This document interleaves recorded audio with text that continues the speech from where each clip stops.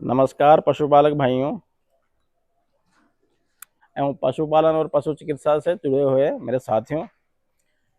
देखिए, पहले तो मैं अपना जो है परिचय करवा दूं। मैं डॉक्टर भरत सिंह, पशु चिकित्सा अधिकारी, पशुपालन विभाग, राजस्थान सरकार, पशु पोषण विशेषज्ञ एवं डेयरी फार्मिंग कंसल्टेंट। और मुझे जो है पशु डेयरी सेक्टर में और पशु पोषण में 10 साल का अनुभव है। तो हमारा प्रयास रहता है कि हम जो डेयरी फार्मिंग से जुड़े हमारे पशुपालक भाई हैं, या गोट फार्मिंग हो या पोल्ट्री फार्मिंग हो, उससे जुड़े हमारे किसान भाई हों, तो हमें उनको फ़ायदा पहुंचाएं। किस माध्यम से? तकनीकी और वैज्ञानिक ज्ञान उन्हें देकर। क्योंकि मुझे जहाँ तक मुझे लगता है, फील्ड में मैंने देखा है कि तकनीकी और वैज्ञानिक जो ज्ञान की है वो बहुत ही ज़्यादा आवश्यकता है। हम परंपरागत रूप से खेती और पशुपालन से अभी निकल कर और तकनीकी और वैज्ञानिक आधार पर उस सिस्टम पर, उस तंत्र पर नहीं आए हैं। तो हमें ज़रूरत है कि हम पशुपालन को और खेती को जो है वैज्ञानिक दृष्टिकोण और तकनीकी ज्ञान आधारित बनाएं। तो हमने जो है पशुपालन से संबंधित 4 हमने स्तंभ देखे कि कौन कौन से स्तंभ है। पशु का आवास हो गया, ठीक है ना, पशु का ब्रीड इम्प्रूवमेंट हो गया, ब्रीडिंग हो गया, पशु का जो है प्रबंधन हो गया है, ठीक है ना, पशुपालन में। और चौथा जो है आहार से संबंधित पशु।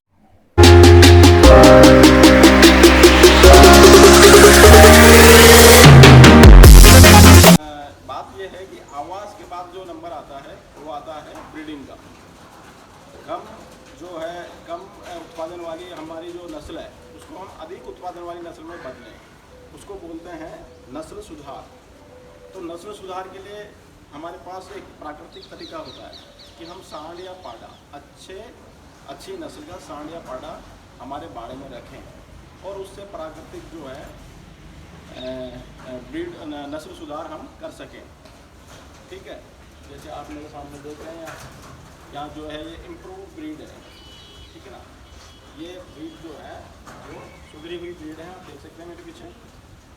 तो एक नस्ल सुधार के बाद तीसरा जो है प्रबंधन का, कि हमें कब टीका लगाना है, ठीक है ना, कब डीवर्मिंग करनी है, कब हमें दूध छुड़वाना है, कब सिंगरोधन करना है, ठीक है ना, हीट में आने के बाद कब हमें जो है सीमन डलवाना है, या कब तक हमारा पशु हमें हीट के लिए तैयार कर देना है। ये सारी चीज़ें जो है मैनेजमेंट की है। अब चौथा जो है हम उसको बात करेंगे पशु पोषण की, ठीक है ना, कि पशुओं का पोषण किस तरह का हो। तो उससे पहले मैं कुछ समस्याएं आपको बता दूं। पशुपालन की जो अहम समस्याएं हैं, मुख्य समस्याएं हैं, किसान भाइयों को जो समस्याएं आती है उनके बारे में डिस्कस कर लें। उसके बाद हम पशु पोषण पर भी चलेंगे और उन समस्याओं के निवारण पर भी चलेंगे। तो समस्याएं ये आती हैं डेयरी फार्मिंग में या पशुपालन में। डेयरी फार्मिंग की बात करें तो हमारा जो गाय है या भैंस है, हमारी गाय भैंस की जो है बछड़ा है वो सही तरीके से तैयार नहीं हो रहा, ठीक है ना, जल्दी से वो उसकी पैदावार नहीं हो पा रही है। उसकी जो वृद्धि है, शारीरिक वृद्धि, वो कमज़ोर है, समय के अनुरूप उसका शरीर नहीं बढ़ पा रहा है। उसका क्या कारण है वो भी डिस्कस करेंगे। दूसरा ये है कि गाय या हमें भैंस चाहिए तो हमें 4-4, 5-5 साल लग जाते हैं, ठीक है ना, अपनी गाय और भैंस को तैयार करने के लिए, फर्स्ट हीट जिसको बोलते हैं। और तो वो फर्स्ट हीट में लाने के लिए उसको काफ़ी समय लग रहा है। तो ये जो पशु पोषण का उचित प्रबंधन नहीं करने के कारण हो रहा है। अगर हम उसको प्रॉपर न्यूट्रिशन दें, प्रॉपर उसका जो है मैनेजमेंट हो, ठीक है ना, तो वो जल्दी जो है ग्रोथ करेगी और उसका बॉडी वेट जल्दी अचीव करेगी। अगर शरीर भार जल्दी प्राप्त कर लेती है तो वो जल्दी हिट में आ जाती है। तो ध्यान रखें कि जितना अच्छा उसका प्रॉपर न्यूट्रिशन होगा या आहार होगा, उतना अच्छा जो है वो उसका स्वास्थ्य रहेगा, शरीर रहेगा और उसका उत्पादन आगे रहने वाला है। तो हम बात करें अगर दूसरी समस्या ये हो गई कि वो अपना जो है गाय या भैंस जो है वो जल्दी तैयार नहीं हो पा रही, या पहली हिट में वो नहीं आ रही, देरी से आ रही। फिर तीसरी समस्या ये है, चलो हिट में आ जाती है लेकिन ठहर नहीं रही, ठीक है ना। ऐसे पशुओं को बोलते हैं रिपीट ब्रीडर। रिपीट ब्रीडिंग की जो समस्या है फील्ड में बहुत ज़्यादा है। रिपीट ब्रीडर जानवर जो हैं एक तरह से डेयरी व्यवसाय पर जो है घाटे का सौदा है डेयरी व्यवसाय के लिए, और वो जो है पशुपालकों पर एक आर्थिक बोझ डालते हैं, ठीक है।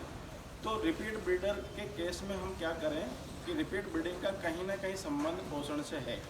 85% संबंध पोषण से है और 15% जो संबंध आता है वो जो है इन्फेक्शियस डिजीज, जो अपना संक्रामक रोग और हार्मोनल है। लेकिन 85% जो है कारण, 85% कारण पशु पोषण के कारण ही रिपीट ब्रीडर की संभावना या रिपीट ब्रीडिंग की समस्या आती है। तो देखिए, अगर रिपीट कर रहा है हमारा पशु तो उसका पोषण उचित हो, ठीक है।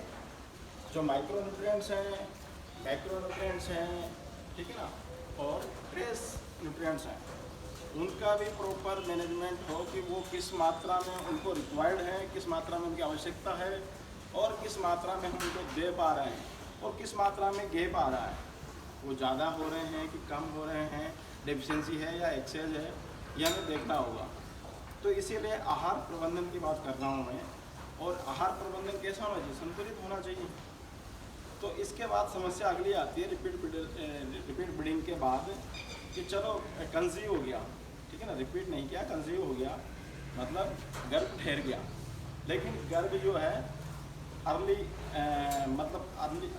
जो अर्ली एम्ब्रियोनिक डेथ हो जाती है, ठीक है ना, या फिर जो है ब्याने से पहले वो फीटस जो है बाहर आ जाता है, इसको बोलते हैं एबॉर्शन। एबॉर्शन के केस भी बढ़ रहे हैं।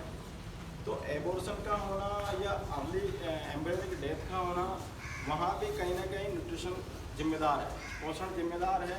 इन्फेक्शियस डिजीज तो है ही, संक्रामक रोग, लेकिन इम्यूनिटी कमज़ोर होने का कारण भी पोषण है, ठीक है। फिर अगर मान लो गर्भ जो है 9 महीने या 10 महीने पूर्ण हो भी गया गाय और भैंस में, तो ब्याने में दिक्कत आती है। अगर पशु को ब्याने में समस्या आ रही है तो जो मतलब एक कंडीशन बनती है, एक तो प्रोलैप्स, ठीक है। प्रोलैप्स कब होता है कि फीटस जो है ब्याने से पहले बाहर आने की कोशिश करता है, ठीक है ना। प्रोलैप्स ऑफ यूट्राइन प्रोलैप्स बोलते हैं उसको, यूट्रस का प्रोलैप्स। वो किस किस कंडीशन में होता है, उसके कई कारण हैं वैसे। हाँ, इसके बारे में बस थोड़ा अच्छे से डिटेल से समझाओ प्रोलैप्स के बारे में। प्रोलैप्स, हाँ, क्योंकि ये क्या है फील्ड में पहुँचा था। कुछ जो कारण हैं उनके बारे में हम डिटेल में बाद में लेंगे, है ना, स्टेप बाय स्टेप, जो भी डेफिशिएंसी डिजीज़ है या जो भी मेटाबॉलिक डिसऑर्डर हैं। लेकिन यहाँ हम जो है जनरल लाइन कवर कर रहे हैं, ठीक है ना। तो प्रोलैप्स जो है का कारण, एक बड़ा जो कारण है वो पोषण से संबंधित है, और कई दूसरे कारण भी हैं, वो भी बाद में डिस्कस करेंगे। लेकिन जो है अगर पोषण प्रॉपर नहीं जाएगा, प्रॉपर से मतलब जितनी उसको आवश्यकता है उतनी मात्रा में अगर पोषक तत्व शरीर में नहीं जाएंगे, उनकी कमी आ जाएगी, और कमी आने की वजह से मांसपेशियों में जो मांसपेशियों का जो रखरखाव है और मांसपेशियों का संचालन है, उसके लिए जो ऊर्जा चाहिए, जो आयंस चाहिए, ठीक है ना, वो नहीं हो पाता। तो कहीं ना कहीं कमजोरी का शिकार पशु होता है और इस तरह की समस्याएं पैदा होती हैं। तो प्रोलैप्स का एक कारण बनता है कि जो है असंतुलित आहार। फिर चलो प्रोलैप्स का मामला हो गया। दूसरा, ब्याने के बाद जेर नहीं गिरती है टाइमली, समय पर जेर का नहीं गिर पाना, तो ये भी कारण है पोषण से संबंधित ही। कहीं ना कहीं ये भी कमजोरी को दर्शाता है कि शरीर में कोई ना कोई कमी रही है, ठीक है ना, आहार में कोई ना कोई कमी रही है, पोषण में कोई ना कोई कमी रही है। फिर अगले स्टेप में आते हैं हम कि अर्ली लैक्टेशन में, जैसे पशु लैक्टेशन में आता है तो दूध नहीं देता है, ठीक है ना, या यूँ कहें कि ट्रांजिशन फेज में मेस्टाइटिस का प्रॉब्लम ज़्यादा है, ठीक है ना। ट्रांजिशन फेज होता है संक्रमण काल। संक्रमण काल में जो है थनैला बीमारी बहुत ज़्यादा मात्रा में आती है। तो कहीं ना कहीं वो भी असंतुलित पशु जो असंतुलित आहार है वो एक कारण बनता है। मेस्टाइटिस हो गया, प्रोलैप्स हो गया, ठीक है ना, और जेर का समय पर नहीं गिरना, ठीक है, और अर्ली लैक्टेशन में दूध कम देना, ठीक है ना, ये सारी चीज़ें जुड़ी हुई है न्यूट्रिशन से। फिर मान लो आगे बढ़ते हैं हम, 90 दिन के बाद वो हिट में आना चाहिए दोबारा। पशु आज ब्याह जाता है, आज पशु की काबिंग हो गई, गाय भैंस ने जो है काबिंग कर दी है, डिलीवरी कर दी है, तो वो 90 दिन बाद वापस हिट में आना चाहिए। After the involution of uterus, उसको वापस हीट में आना चाहिए 90 दिन के बाद, ठीक है। लेकिन वो नहीं आ पा रहा है, उसका क्या कारण है? उसका कारण भी यही है कि उसको न्यूट्रिशन जो है, पोषण उचित मात्रा में नहीं मिल रहा, जिस मात्रा में उसको ज़रूरत है, आवश्यकता के मुताबिक उसके शरीर में पशु पोषण नहीं जा रहा। तो इसको कैसे दूर करें?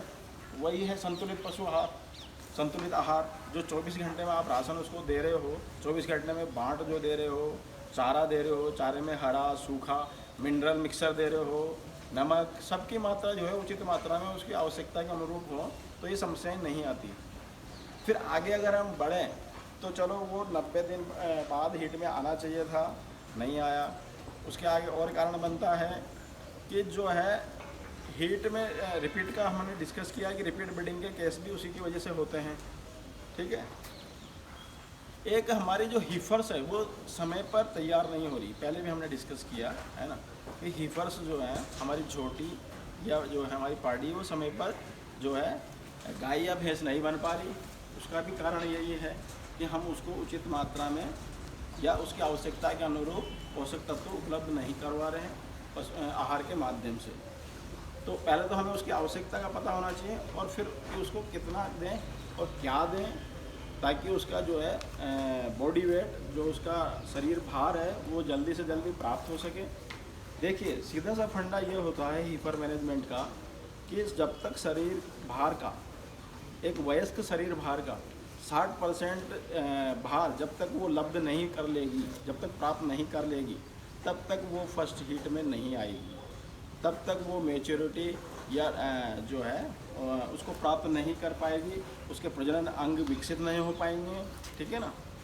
तो उसका जो है शरीर भार का 60% लब्ध करना आवश्यक है। जितना कम मात्रा में, कम समय में वो ये लब्धि हासिल कर लेगी, उतनी जल्दी वो तैयार हो जाएगी। जो है आहार से संबंधित। तो साथियों, ये राजस्थान के एकमात्र ऐसे डॉक्टर है जिनके पास में सबसे ज्यादा अनुभव है इस फील्ड में, और ये एक्सपर्ट भी रहे हैं इस फील्ड में।